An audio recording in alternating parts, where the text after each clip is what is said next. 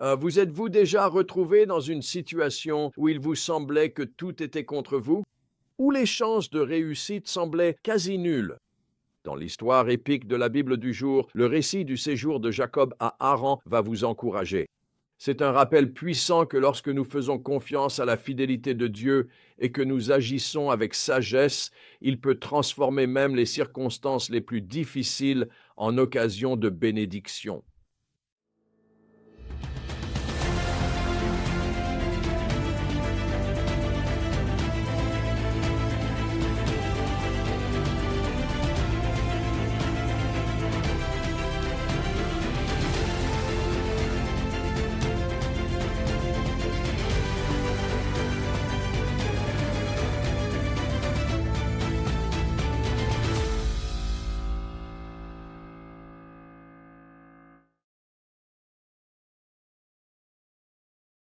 La dernière fois que nous avons laissé Jacob, il était pris dans une querelle familiale, marié à deux sœurs qui se disputaient sans cesse son affection.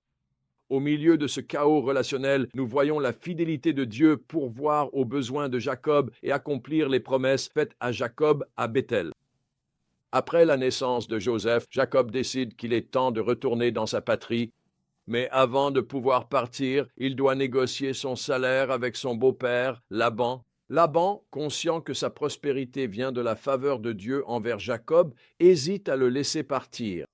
Jacob propose alors un plan.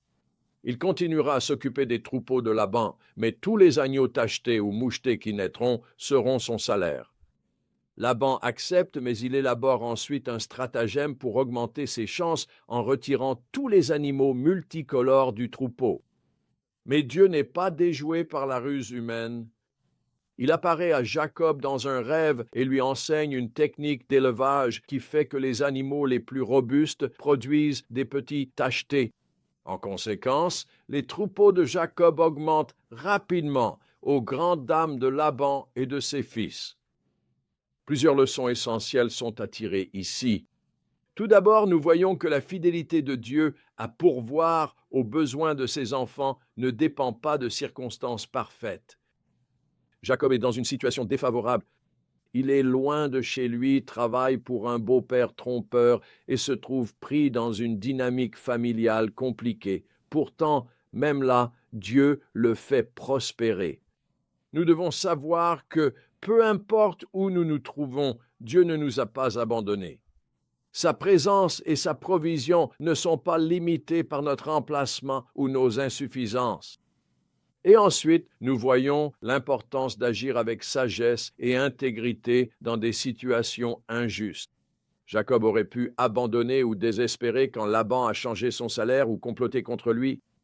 Au lieu de cela, il a fait confiance à la direction de Dieu et utilisé les connaissances données par Dieu pour travailler avec diligence et stratégie. Son succès était le fruit d'une combinaison entre la provision divine de Dieu et sa sagesse pratique. C'est un excellent modèle pour nous.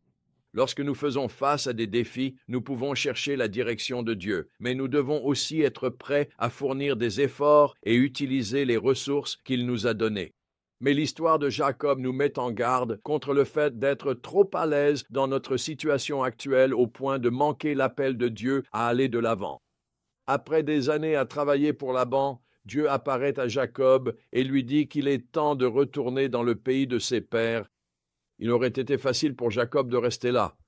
Il avait une grande famille, une entreprise prospère et une vie bien établie. Mais il a compris que, finalement, son but ultime n'était pas de bâtir un empire en Iran, mais d'accomplir le plan de Dieu pour sa vie. Parfois, la provision de Dieu dans une saison est destinée à nous préparer à la prochaine étape de foi. Cela me rappelle au début de mon mariage quand ma femme et moi débutions dans le ministère. Nous étions tous les deux étudiants à la fac, avec peu d'argent et aucun revenu. Mais nous nous sommes lancés dans un parcours de foi, faisant confiance à Dieu pour subvenir à nos besoins. Un jour, nous n'avions plus de nourriture à la maison, on devait payer le loyer et il nous restait très peu d'essence. On ne savait quoi faire. Nous nous sommes agenouillés et avons prié. Dieu, tu nous as appelés à ce ministère. Il nous est impossible, nous, d'accomplir ce que tu nous as confié à moins que tu ne pourvoies à nos besoins. Après avoir prié, je suis allé à la poste, où une dame a dit qu'elle avait prié et que Dieu l'avait guidée à nous envoyer de l'argent pour nos besoins. C'était suffisant pour payer notre loyer, acheter des provisions et mettre de l'essence dans la voiture. Dieu a été fidèle. Depuis ce jour, j'ai vécu avec une conscience aiguë de la fidélité de Dieu. Mais j'ai aussi appris l'importance de gérer sagement ce qu'il nous confie. La fidélité de Dieu n'annule pas notre responsabilité. Mes amis, quelle que soit la situation dans laquelle vous vous trouvez aujourd'hui, sachez que le même Dieu qui a pourvu aux besoins de Jacob à Haran est capable de pourvoir aux vôtres. Il vous voit. Il connaît les désirs de votre cœur et il peut faire infiniment plus que tout ce que vous pouvez demander ou imaginer.